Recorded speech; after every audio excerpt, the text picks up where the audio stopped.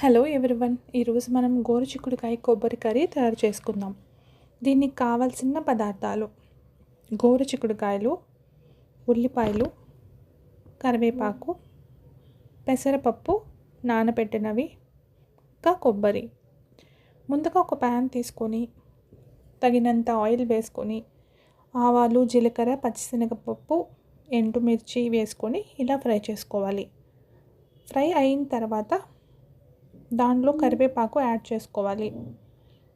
మనం ఉడకబెట్టి ఉంచుకున్న పెసరపప్పు, గోరుచిక్కుడుకాయలు పక్కన పెట్టి ఉంచుకోవాలి. వాటిని మ్యాక్సిమం 90% ఉడికించుకోవాలి. కొంచెం గట్టిగా ఉన్న కూరకి రుచి రాదు. పెసరపప్పు ఇంకా గోరుచిక్కుడుకాయలు 90% ఉడికి ఉండాలి. దాంట్లో ఉడికినప్పుడు కొంచెం సాల్ట్ వేసుకోవాలి. ఆ తర్వాత తిరగమాత కాలిన వెంటనే తరిగి పెట్టుకున్న ఉల్లిపాయలు వేసుకొని వాటిని ట్రాన్స్పరెంట్ కలర్ అయ్యే వరకు వేయించుకోవాలి.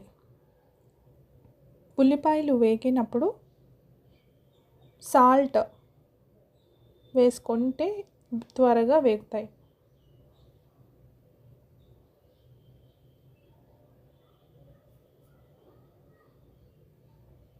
గోరుచిక్కుడుకాయ కర్రీకి ఆనియన్స్ ఎక్కువ వేసుకుంటే టేస్ట్ చాలా బాగుంటుంది.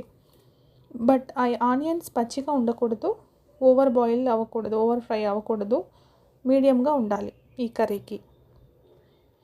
తర్వాత తగినంత పసుపు యాడ్ చేసుకోవాలి.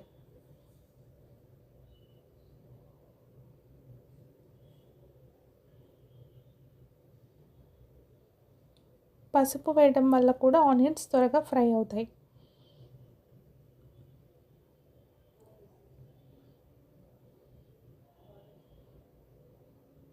ఇలా ఫ్రై అయిన ఆనియన్స్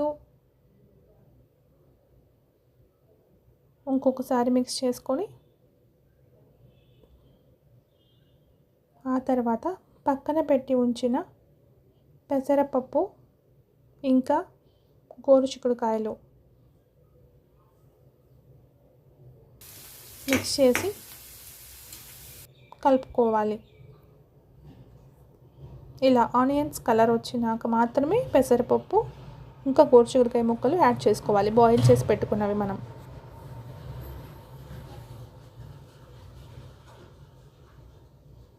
ఆల్రెడీ ముక్కల్లో సాల్ట్ కొంచెం ఉంటుంది కాబట్టి చూసి సాల్ట్ మిక్స్ చేసుకోవాలి. అండ్ మనం ఉల్లిపాయల్లో కూడా సాల్ట్ వేసుకున్నాము ఆల్రెడీ. సో ఓవరాల్గా మొత్తం మిక్స్ చేసినాక సాల్ట్ చూసుకొని కావాలంటే కొంచెం సాల్ట్ యాడ్ చేసుకోవాలి.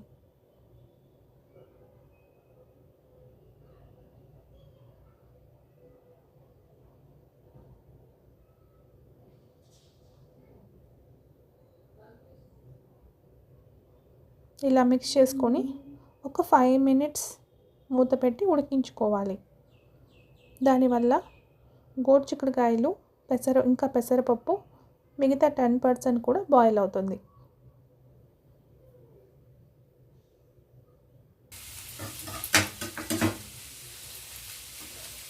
ఇలా స్టీల్ ప్యాన్స్లో చేసినప్పుడు చాలా జాగ్రత్తగా చేయాలి.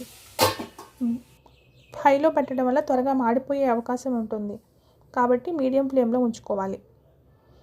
2 minutes అయినాక ఇలా పక్కన పెట్టి ఉంచుకున్న కొబ్బరి మిక్సీ చేసుకొని ఇలా వేసుకోవాలి. కొబ్బరి పేస్ట్ కానీ ఇంకా కొబ్బరి కొంచెం రాగా ఉన్నది వేసుకోకూడదు. ఇలా ఈ కన్సిస్టెన్సీలో మాత్రమే కొబ్బరి పౌడర్ యాడ్ చేసుకోవాలి. దీనికి పచ్చి కొబ్బరి అయితే చాలా రుచిగా ఉంటుంది. కొబ్బరి వేసుకొని ఇలా మిక్స్ చేసుకొని 2 minutes బాయిల్ అవ్వనివ్వాలి. ఈ కర్రీ అన్నంలోకి కాకుండా చపాతీలోకి కూడా, రోటీలోకి కూడా చాలా బాగుంటుంది.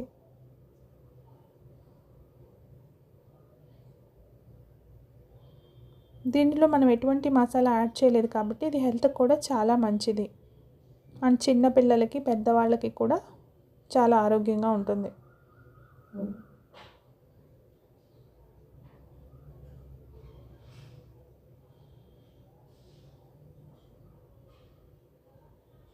ఇలా మిక్స్ చేసి ఉంచుకున్న తర్వాత 2 minutes బాయిల్ అవ్వనివ్వాలి స్టవ్ మీద.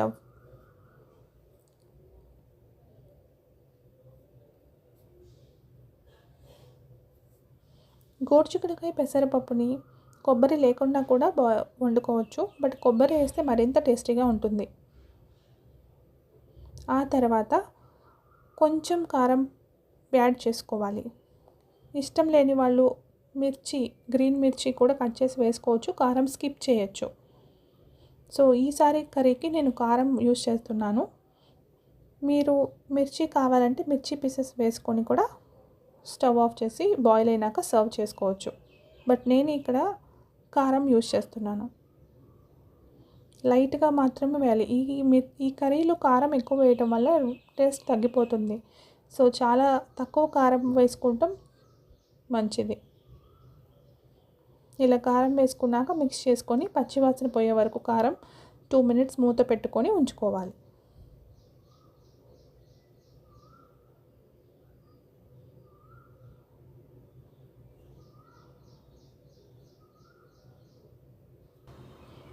అంతే, మన గోరుచిక్కుడుకాయ పెసరపప్పు కొబ్బరి కూర రెడీ.